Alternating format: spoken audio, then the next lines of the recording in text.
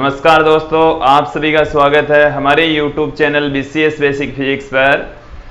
आज के इस वीडियो में आप देखेंगे, हम बात करेंगे अफवाह वेग। कक्षा 12 का एक टॉपिक अफवाह वेग, जिसे हम अनुगमन वेग भी कहते हैं, ड्रिफ्ट वेलोसिटी कहा जाता है। हम इसकी परिभाषा देखेंगे, मुक्त इलेक्ट्रॉनों का अफवाह वेग देखेंगे, इससे संबंधित कुछ महत्वपूर्ण डेफिनेशन है वो भी हम देखेंगे। विद्युत क्षेत्र की उपस्थिति और अनुपस्थिति में मुक्त इलेक्ट्रॉनों का वेग भी इस वीडियो में आप देखने वाले हैं। वीडियो को स्टार्ट करते हैं विद्यार्थियों। देखिए, अफवाह वेग, इसे हम ड्रिफ्ट वेलोसिटी भी कहते हैं। हम किसी चालक के अंदर की बात करें तो देखिए विद्यार्थियों, हम एक एक करके हम समझेंगे कि जो इलेक्ट्रॉन है वो चालक के अंदर परमाणु के अंदर मौजूद होते हैं, नाभिक से आकर्षण बल द्वारा बंधे हुए होते हैं। जैसे मैं किसी परमाणु की बात करूं तो परमाणु की बाह्यतम कक्षा वाले इलेक्ट्रॉन है वो नाभिक से दुर्बल बल के द्वारा बंधे हुए होंगे।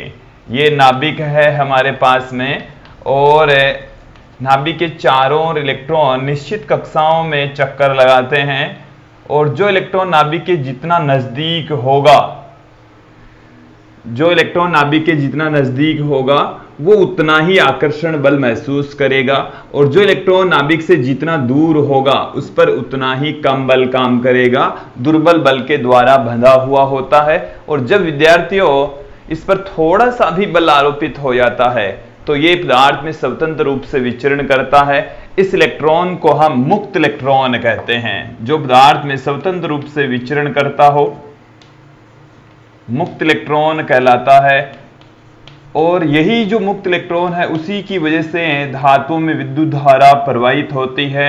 इस कारण से इसको हम चालन इलेक्ट्रॉन भी कहते हैं। इसे चालन इलेक्ट्रॉन भी कहा जाता है। देखिए विद्यार्थियों, यदि हम किसी चालक की बात करें और मुक्त इलेक्ट्रॉन किस तरीके से गति करता है, उस गति की स्थिति को हम समझें। आप भी देखेंगे, मैं अफवाह वेग की जो डेफिनेशन है उस डेफिनेशन को आपको समझाने का प्रयास कर रहा हूं।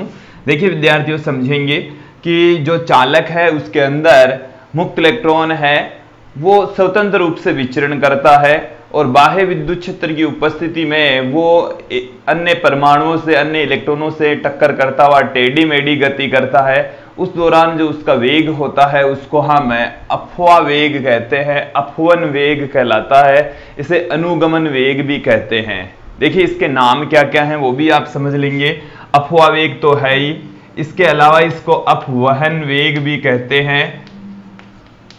इसका एक नाम और भी है, अनुगमन वेग। अंग्रेजी में इसको ड्रिफ्ट वेलोसिटी कहा जाता है। देखिए एक वर्ड आएगा इसमें, अफवाह। अफवाह का मतलब यह है विद्यार्थियों कि जो इलेक्ट्रॉन है, पदार्थ है, उसमें टेढ़ी मेढ़ी गति करता हुआ एक निश्चित दिशा में गति करेगा, और उस गति को हम अफवाह गति कहते हैं।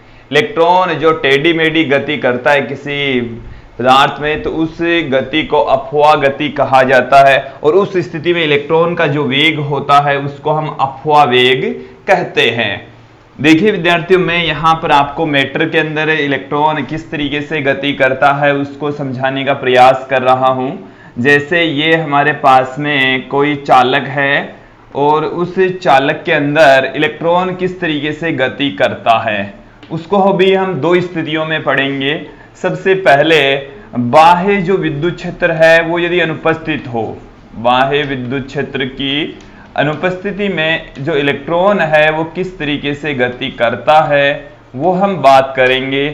देखिए विद्यार्थियों, यहाँ पर जैसे कोई मुक्त इलेक्ट्रॉन है, किसी एक मुक्त इलेक्ट्रॉन की गति का यहाँ पर हम अध्ययन करेंगे। इस मैटर में, चालक में बहुत सारे इलेक्ट्रॉन, मुक्त इलेक्ट्रॉन मौजूद हैं। इसके साथ में बहुत सारे परमाणु भी उपस्थित मौजूद है। अब जो मुक्त इलेक्ट्रॉन है वो स्वतंत्र रूप से विचरण करता है, और कैसे गति करेगा, ये इधर जाएगा और यहां पर उपस्थित किसी परमाणु से, ये जो मैंने पॉइंट दिखाया है ये कोई परमाणु हो सकता है, कोई इलेक्ट्रॉन हो सकता है, इससे टक्कर करेगा और टक्कर करने के पश्चात उसका जो पथ है वो बदल जाएगा। फिर ये यहां से टक्कर करेगा, फिर टक्कर करने के पश्चात ये इसका पथ इधर हो जाएगा। ये इस तरीके से गति करता हुआ टेढ़ी मेढ़ी गति करेगा, दूसरे परमाणुओं से टकराता हुआ इस तरीके से गति करता हुआ विद्यार्थियों ये ऐसे गति करेगा, इस तरीके से गति करेगा और फिर अंत में घूम फिरकर उसी स्थान पर आने की संभावना होती है। एकदम एग्जैक्ट उसी जगह आ जाए ये तो कोई जरूरी तो नहीं है, पर इस स्थिति में बाह्य विद्युत क्षेत्र जब अनुपस्थित होता है तो उसका औसत वेग शून्य होता है या घूम फिरकर उधर ही आ जाता है, उसी क्षेत्र में आ जाता है। तो विद्यार्थियों बाह्य विद्युत क्षेत्र की अनुपस्थिति में, जब बाह्य विद्युत क्षेत्र काम नहीं करता है, तब इलेक्ट्रॉन का जो वेग होता है वो शून्य होता है, औसत वेग शून्य होता है। इलेक्ट्रॉन का जो औसत वेग होता है विद्यार्थियों वो शून्य होता है। इस स्थिति में जो औसत वेग है उसी को ही हम अपव्यय वेग कहते हैं विद्यार्थियों। तो बाह्य विद्युत क्षेत्र की अनुपस्थिति में जो अपव्यय वेग है वो तो शून्य होगा, ये आप समझ लेंगे। अपव्यय वेग विद्यार्थियों कितना होना है, शून्य होगा जब बाह्य विद्युत क्षेत्र अनुपस्थित हो। अब क्या है, जब इसके ऊपर बाह्य विद्युत क्षेत्र लगा देते हैं, इस चालक के ऊपर बाह्य विद्युत क्षेत्र अप्लाई हो जाता है, तब जो इलेक्ट्रॉन है उनका पथ किस प्रकार होगा वो हम बात करते हैं। अब बी पार्ट हम देख रहे हैं, बाह्य विद्युत क्षेत्र की उपस्थिति में,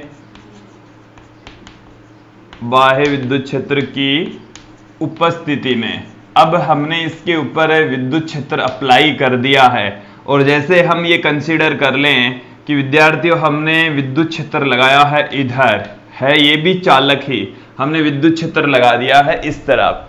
अब विद्युत क्षेत्र इस तरफ लगाने का मतलब ये है कि मैं इसको इस तरीके से दिखा दूं कि ये हमारे पास में एक पॉजिटिव प्लेट है और इधर एक नेगेटिव प्लेट है।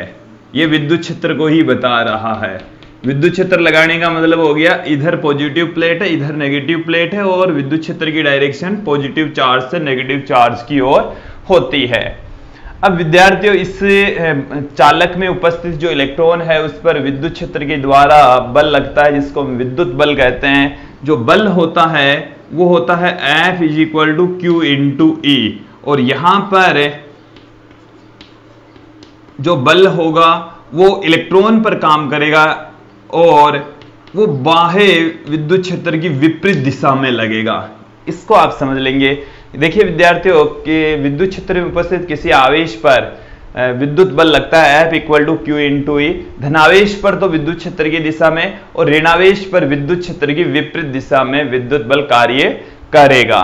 तो यहां पर जैसे हमारे पास में इलेक्ट्रॉन है और ये वाला जो इलेक्ट्रॉन है यहां पर उपस्थित है जैसे, और ये वाला इलेक्ट्रॉन क्या करेगा, यहां से इधर चल रहा है, घूम टेढ़ी मेढ़ी गति करेगा, जिगजैग मोशन में ये गति करेगा, ये इधर इस तरीके से।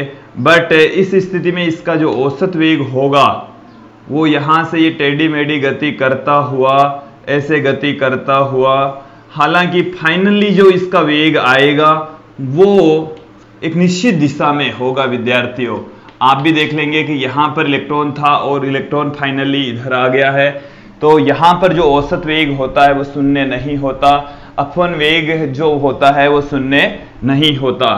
तो जो औसत वेग है इलेक्ट्रॉनों का, जिसको हम अपवन वेग भी कहते हैं, अपव्यय वेग भी कह रहे हैं, वो यहां पर शून्य नहीं है।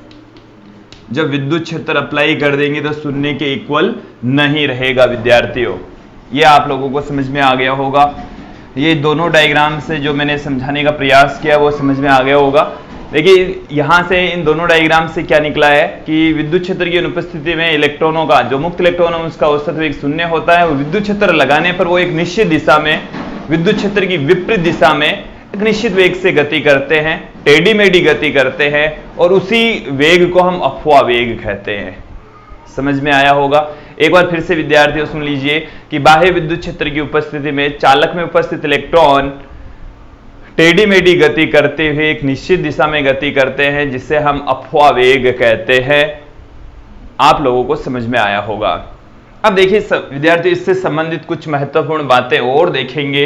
ये जो इलेक्ट्रॉन है उसका पथ किस प्रकार का होगा, इसके अलावा इनकी कुछ टर्म्स भी यहां पर आएगी काम में। एक यहां पर वर्ड आएगा विद्यार्थियों मुक्त पथ, मुक्त पथ, और मुक्त पथ को हम लैम्ब्डा से लिखेंगे। विद्यार्थियों मुक्त पथ क्या है कि यहां पर जो मुक्त इलेक्ट्रॉन होता है वो लगातार टक्करें करता रहता है। ये यहां से चला, इधर टक्कर की, फिर यहां पर टक्कर की, टक्कर करने से ही इसका पथ है वो बदल रहा है, इस तरीके से टेढ़ी मेढ़ी ये गति कर रहा है। तो विद्यार्थी यहां पर आप देखेंगे कि लगातार दो टक्करों के बीच में इसके पथ में कोई बदलाव नहीं आता है। ये यहां से टक्कर की, फिर यहां तक टक्कर की, तो ये सीधी रेखा में गति करेगा। इस स्थिति में इसके ऊपर कोई प्रभाव काम नहीं कर रहा है, ये एक रेखीय पथ पर गति करता है। और विद्युत क्षेत्र जब इसके ऊपर अप्लाई हो जाएगा तो विद्यार्थी इसका पथ, एक दोनों टक्करों के बीच में जो पथ है वो परवलयाकार हो जाता है। वो भी मैं अभी आपको समझाऊंगा क्यों हो जाता है, ऐसा क्यों हो रहा है। यहां पर आप समझ लेंगे कि लगातार दो टक्करों के मध्य जो इलेक्ट्रॉन है उसका पथ रेखीय होगा, एक रेखा के अनुदिश इलेक्ट्रॉन गति करेगा, और उस पथ की लंबाई को हम मुक्त पथ कहते हैं। लगातार दो टक्करों के मध्य की दूरी है ये, लगातार दो टक्करों के मध्य की दूरी,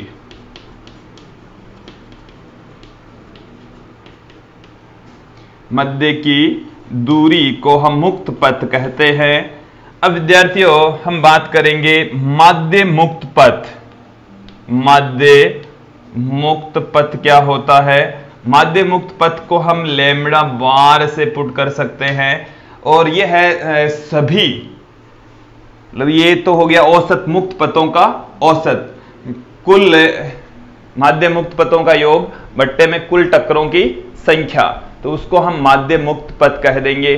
और जो माध्य मुक्त पथ है विद्यार्थियों, माध्य मुक्त पथों का मतलब हो गया है आपके पास में लैम्ब्डा 1, जैसे पहली टक्कर में जो मुक्त पथ है उसकी लंबाई लैम्ब्डा 1, मुक्त पथ को हम लैम्ब्डा से पुट करें, और ये इसको यदि आप सदिश के रूप में लें तो प्लस में लैम्ब्डा 2, प्लस में लैम्ब्डा 3, और इसी प्रकार से जब nवीं टक्कर की बात करें तो लैम्ब्डा n वेक्टर अपॉन में n।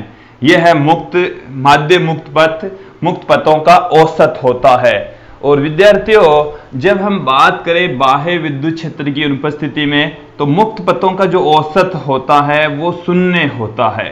मुक्त पथों का जो औसत होता है विद्यार्थी शून्य, अपवावेग की वैल्यू भी कितनी होती है?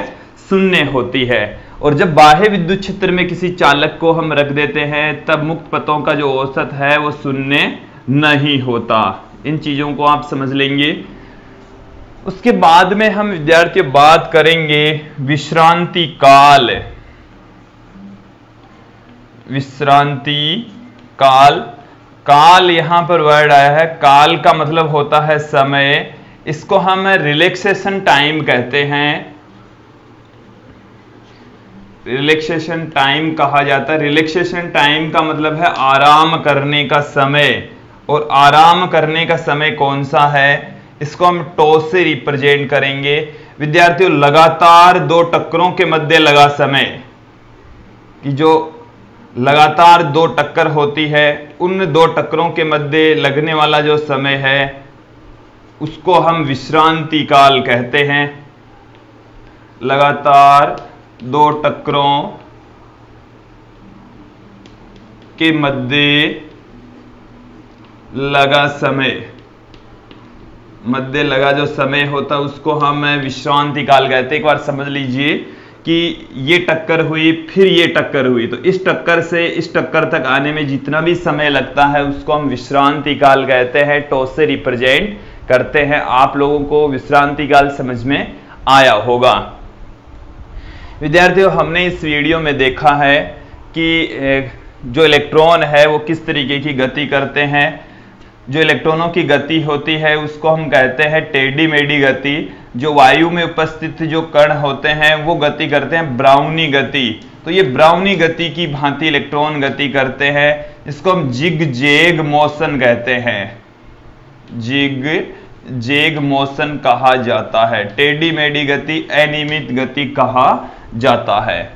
अब विद्यार्थियों, मैं थोड़ा सा आपको समझाने का प्रयास करूंगा कि बाह्य विद्युत क्षेत्र की उपस्थिति में जो इलेक्ट्रॉन है उनका पथ किस प्रकार का हो जाएगा। एक्चुअल में हमने यहाँ पर एक रेखीय पथ दिखाया है जो कि एकदम एग्जैक्ट नहीं है। जो इलेक्ट्रॉन है वो परवलयाकार पथ पर गति करेंगे। कैसे? देखिए विद्यार्थियों, मैं यहां से इस टक्कर को इस तरीके से समझाता हूं आपको। देखिए, यदि बाह्य विद्युत क्षेत्र नहीं होता तो ये जो इलेक्ट्रॉन है वो जैसे टक्कर के बाद में जो इलेक्ट्रॉन है वो इस तरीके से गति करता, इस डॉट डॉट वाले निशान पर चला जाता। लेकिन ये वाला इलेक्ट्रॉन जब इधर जा रहा होता है तो इस धनावेश के द्वारा उस इलेक्ट्रॉन को आकर्षित किया जाता है। इलेक्ट्रॉन है वो इस तरीके से ऐसे पथ पर गति करेगा। ऐसे अपना जो पथ है वो परवलयाकार पथ हो जाएगा। आप लोगों को भी दिख रहा होगा ये थोड़ा सा घूमा हुआ सा पथ है, घूम जाएगा ये, क्योंकि इसके ऊपर इधर बल लग रहा है। हर क्षण पर इस पर बल लगेगा और उस बल की वजह से ही इसका पथ परवलयाकार हो जाता है। तो बाह्य विद्युत क्षेत्र की उपस्थिति में जो इलेक्ट्रॉन है उसका पथ परवलयाकार हो जाता है। बाह्य विद्युत क्षेत्र की उपस्थिति में जो पथ होता है वो रेखीय ही होता है। विद्यार्थियों, आप लोगों को यहाँ पर हमने जो समझाया वो आपको अच्छे से समझ में आ गया होगा। अपवाह वेग क्या होता है, इससे संबंधित कुछ महत्वपूर्ण बातें हमने यहाँ पर बताई। आगे जो वीडियो है उसमें आप अपवाह वेग तथा धारा में संबंध देखेंगे। उसके ठीक आगे का जो वीडियो है उसमें आप अपवाह वेग तथा विभवांतर में संबंध देखेंगे।